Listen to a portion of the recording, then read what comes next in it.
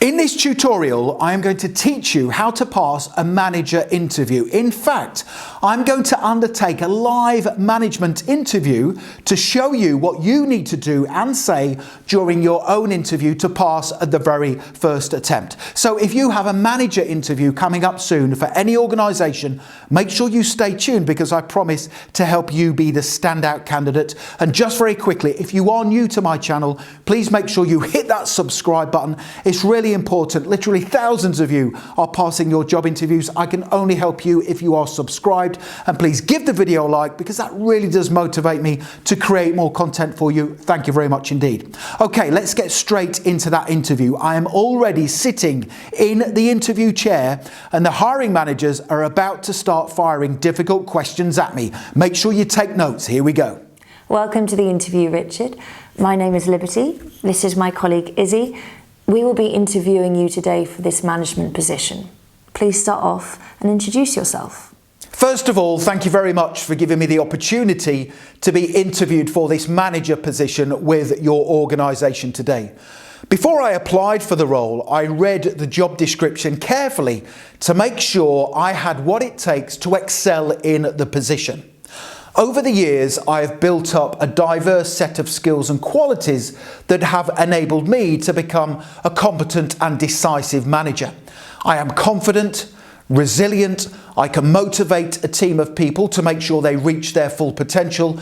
I always resolve conflict quickly, and my strategic awareness means everything I do in this role will be geared towards helping you achieve your commercial and financial goals. I am the type of manager who conducts regular performance reviews with my team members to get the most out of them.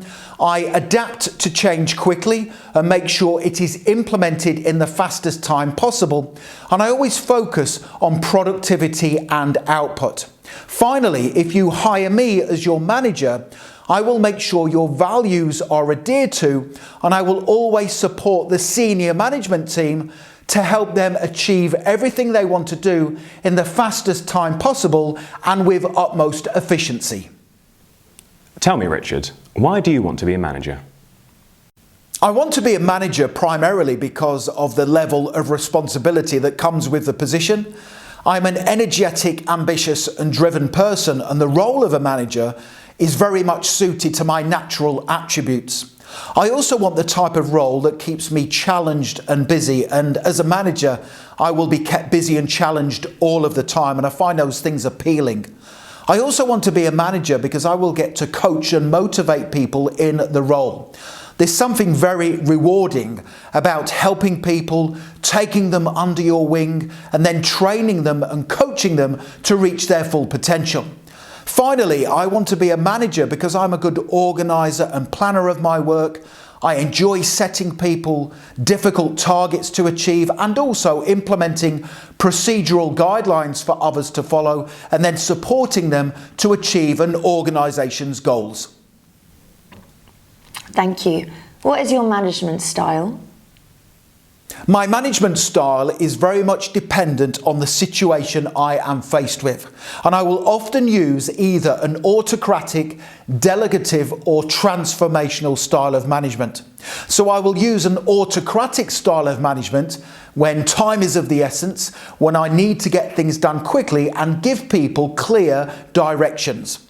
I will use a delegative style of management to allocate team tasks based on individual strengths. And then finally, I will use a transformational style of management to coach, train and motivate the people in my team to implement the changes requested by the senior management team.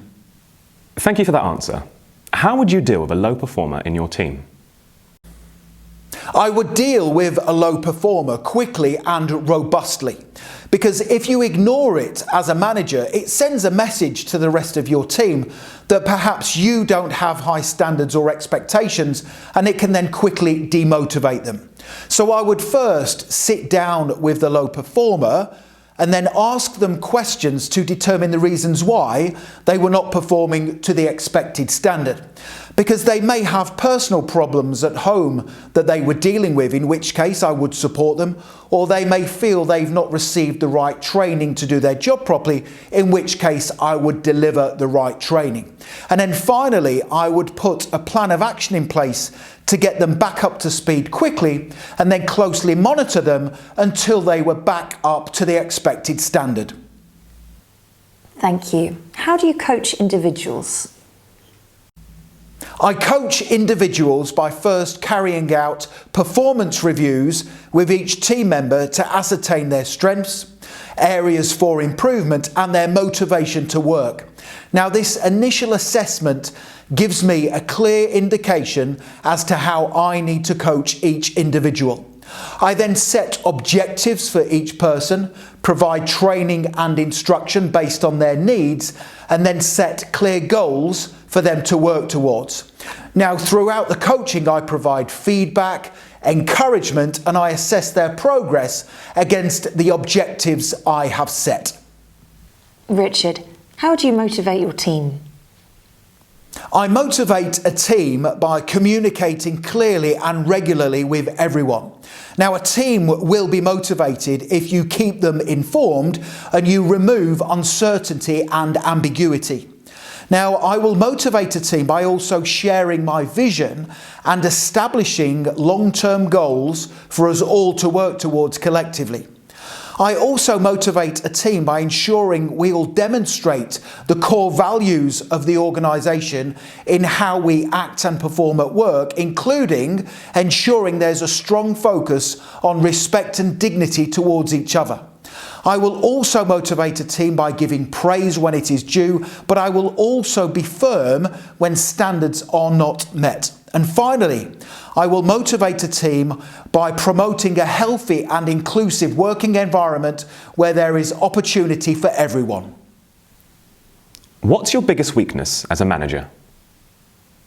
My biggest weakness as a manager is the fact that I used to micromanage my team members, especially when I first started working as a manager. However, I understand that micromanaging is not conducive to effective management, and that is one of the reasons why I started to utilise a delegative style of management to force myself to allocate tasks based on individual team members' strengths and then step back, trust them and supervise them from a distance.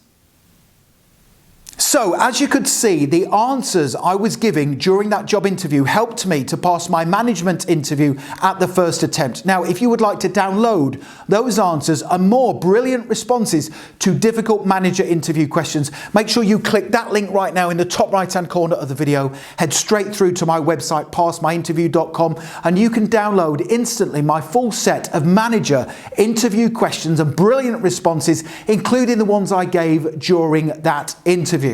Finally, please make sure you hit that subscribe button. It's really important. As I said at the start, thousands of you are passing your interviews. I can only help you if you are subscribed. Please give the video a like because that really does motivate me to create more content for you. Thank you very much. Oh, and don't forget to connect with me on LinkedIn. I've put my LinkedIn link in the description below the video. It's always a pleasure to connect with like-minded professionals such as yourself. Thank you so much for watching, and I wish you all the best for passing your interview. Have a great day.